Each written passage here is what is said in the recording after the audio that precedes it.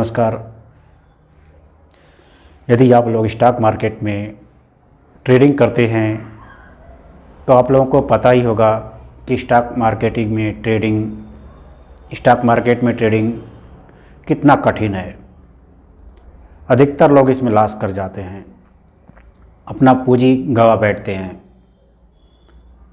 बहुत लोगों को पता है कि इसमें स्टॉप लॉस कितना लिया जाना चाहिए, और बहुत लोगों को ये भी नहीं पता है कि स्टॉप लॉस ज़रूरी है कि नहीं है। मैंने स्टॉक मार्केट में ट्रेडिंग शुरू किया और मुझे पता भी है कि स्टॉप लॉस ज़रूरी है, लेकिन ये नहीं पता था कितना ज़रूरी है, कितना स्टॉप लॉस लेना चाहिए, कितना मार्जिन लेना चाहिए। जब भी मैं स्टॉप लॉस बहुत कम करके लगाता हूँ कि मेरी पूंजी न ज़्यादा जाए, तो कुछ देर बाद ऐसा होता है कि शेयर मार्केट में गिरावट आती है और स्टॉप लॉस कट जाता है। इस तरह मैं अपना पूंजी गंवा बैठता हूँ। मुझे इस समझ में नहीं आता है कि लोग कहते हैं स्टॉप लॉस लगाइए, और स्टॉप लॉस लगाते हुए भी आखिर वो शेयर गिर के स्टॉप लॉस को क्यों हिट कर जाता है।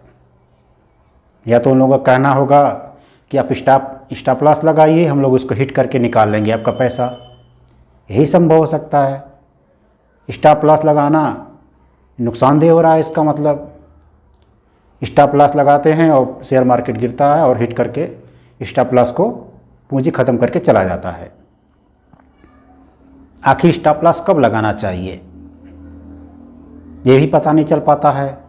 हम शेयर मार्केट में ट्रेडिंग कर रहे हैं, हम देखें कि कैंडल ग्रीन हो रही है, उस पर हम बाई कर लिए।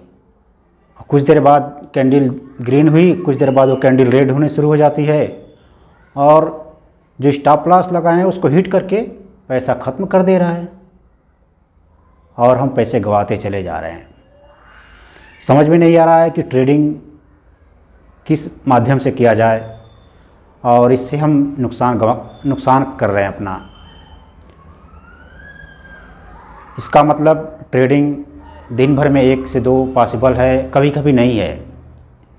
हम लोग क्या करते हैं कि रोज़ ट्रेडिंग का प्रयास करते हैं, और इंट्राडे फ्यूचर ऑप्शन का ट्रेडिंग सबसे ख़तरनाक है।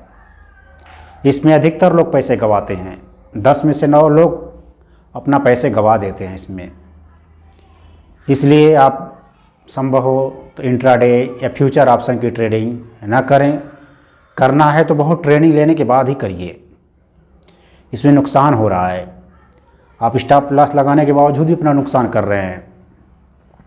तो अगर आपको ट्रेडिंग करना है तो डिलीवरी वाला ट्रेडिंग करिए। कुछ पैसे ज़्यादा लगते हैं, 15 से 20 हज़ार कोई स्टॉक की डिलीवरी लीजिए, देखिए उसमें ग्रोथ अच्छा है तो उसको आप इन्वेस्ट करिए। उसमें 1 से 2 दिन रखिए, 3 दिन रखिए, इसमें आप कितना भी दिन रख सकते हैं। जब आपको लगे कि इसमें ग्रोथ अच्छी है, अपना पैसा निकाल सकते हैं उसमें। और फ्यूचर ऑप्शन और इंट्राडे में ये क्या होता है कि इसमें आप बहुत दिन नहीं रख सकते पैसे। इसका प्रीमियम जितना भी टाइम डिले होता है, प्रीमियम इसका डाउन होना शुरू हो जाता है। इसको आप बेचना चाहेंगे तो कम पैसे में बिकता है।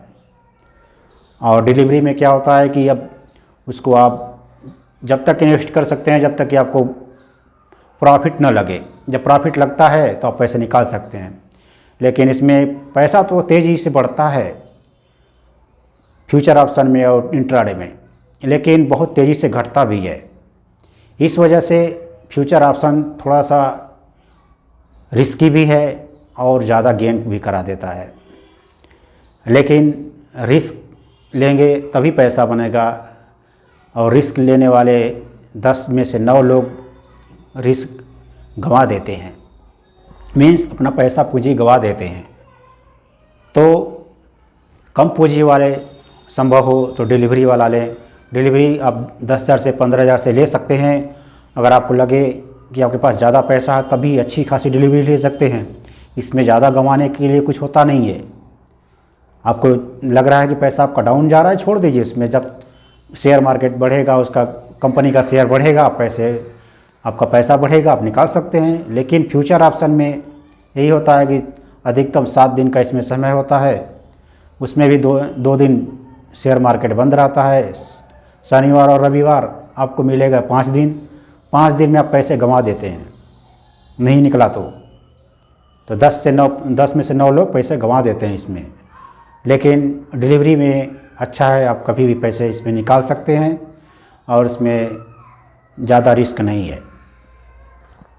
बस यही हम समझ में नहीं आता है कि लोग स्टॉप लॉस के लिए बोलते हैं, स्टॉप लॉस लगाते हैं या स्टॉप लॉस कट जाता है, पैसा ख़त्म हो जाता है।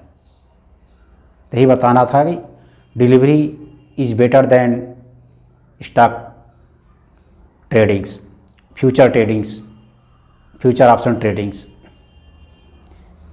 थोड़ा सा पैसा कम बनता है डिलीवरी में, लेकिन उसमें रिस्क कम होता है, तो डिलीवरी बेटर है।